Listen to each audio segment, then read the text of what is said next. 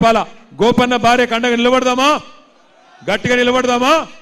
లేక మళ్ళొక్కసారి కాంగ్రెస్ చేతిలో మోసపోతారా మీ ఇష్టం ఎందుకంటే ఒక్కసారి మోసం ఎవడన్నా మనం చేస్తే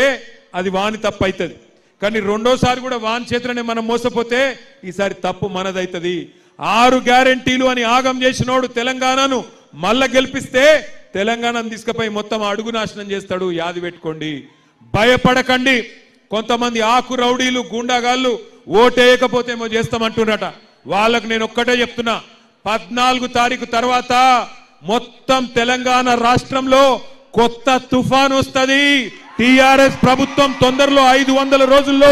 రాబోతున్నది కొంతమంది పోలీసు వాళ్ళు కూడా నకరాలు ఎక్కువ చేస్తున్నారు ఆ పోలీసు వాళ్ళకు కూడా నేను చెప్తున్నా ఒక్కొక్కని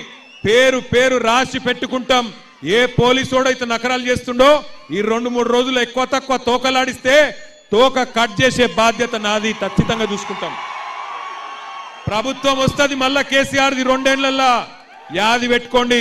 ఎవడెవడైతే ఎగిరి పడుతుండో పోలీసోడు ఆకు రౌడీలు యాది పెట్టుకోండి రేవంత్ రెడ్డి కాదు వాని తాత వాని అయ్య దిగొచ్చినా మిమ్మల్ని ఎవడు రక్షించలేడు యాది పెట్టుకోండి ఇలా మా షరీఫ్ భాయ్ని తీసుకుపోయి ఏదో బల్మిట్కి కండువ కప్పినట్టు అనుకున్నారు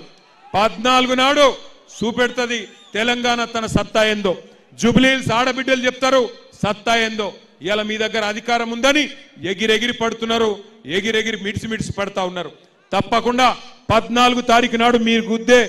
గుద్దుకు ఓటుకు తప్పకుండా వాళ్ళకు దిమ్మ తిరుగుతుంది నాకు సంపూర్ణమైన నమ్మకం ఉంది ఈ మోసం చేసిన కాంగ్రెస్ పార్టీకి బుద్ధి చెప్తేనే మీకు రేపటి రోజున 2.5 వస్తుంది 6 గ్యారెంటీలు అమలు కావాలంటే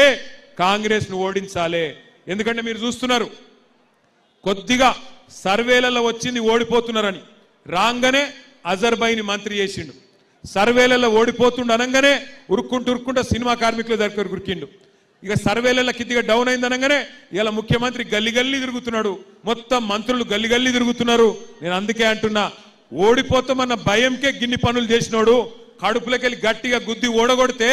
సచ్చుకుంటూ 6 గ్యారెంటీలు ఇస్తాడా ఇయ్యడా అందుకే అంటున్నా నేను కాంగ్రెస్ ను ఓడగొడితేనే మహిళలకు 2.5 వస్తుంది కాంగ్రెస్ ను ఓడగొడితేనే పెద్ద మనుషులకు 4,000 రూపాయలు వస్తుంది కాంగ్రెస్ ను ఓడగొడితేనే తులం బంగారం వస్తుంది లేకపోతే రేవంత్ రెడ్డి ఏమంటాడు నేను ఏమి ఇయ్యలేదు ఇయ్యకపోయినా నాకే గుద్దుతున్నారు ఎందుకు ఇయ్యాలి అంటాడు నేనేమి ఇయ్యకపోయినా నాకే గుద్దుతున్నారు ఎందుకు ఇయ్యాలి అని అడుగుతాడా అడగడా నేను బాగా చేస్తున్నా మంచిగా మోసం చేసినా మళ్ళా నాకే గుద్దిన వీళ్ళంతా అమాయకులు ఉన్నారు కాబట్టి ఏం కాదు ఓటేయకపోయినా అనుకుంటాడు हमारे भाइयों से बहनों से भी मैं एक ही चीज कहना चाहता हूं 11 तारीख के दिन जरा मॉडल बैलेट दियो भाई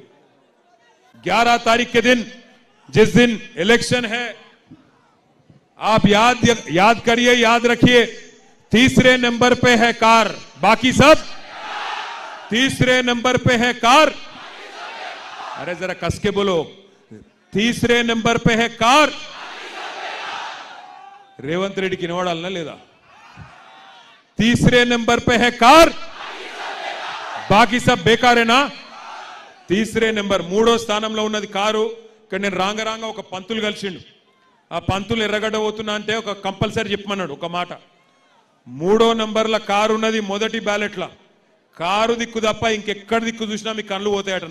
నాకై తెలియదు తర్వాత నన్ను అడగద్దు నేను ఉత్తగానే అంటున్నా అయితే సీరియస్ అనుకునేరు ఉత్తగానే అంటున్నా 3వ నంబర్ల కారు ఉన్నది పైకేంచి ఆగమాగం కాకుర్రి గట్టిగా మీరు ఓటు గుద్దితే జుబ్లీహిల్స్ లో 4 లక్షల మంది 4 కోట్ల మంది తెలంగాణలోకి లాభం అవుతుంది ఊర్లలో ఉండే రైతులు ఎదురు చూస్తున్నారు జుబ్లీహిల్స్ వాళ్ళు ఏం చేస్తారని ఊర్లలో ఉండే ఆడబిడ్డలు ఎదురు చూస్తున్నారు జుబ్లీహిల్స్ వాళ్ళు ఏం తీర్పు చెప్తారని 4 కోట్ల మందికి న్యాయం చేసే సూపర్ అవకాశం బంపర్ అవకాశం ఇక్కడ ఉండే మా ఆడబిడ్డలకు అన్నదమ్ములకు వచ్చింది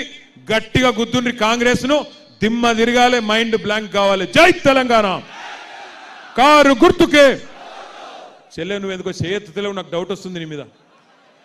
నువ్వే ఈ చిన్నపిల్లగా వెనుక ఉన్న చెల్లెకి చేయెత్తాల జై తెలంగాణ మాగంటి సునీత గోపీనాథ్ గారి కారు గుర్తుకే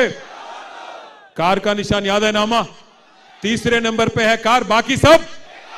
जबरदस्त थैंक यू शुक्रिया आप सबका 11 तारीख के बाद जीतेंगे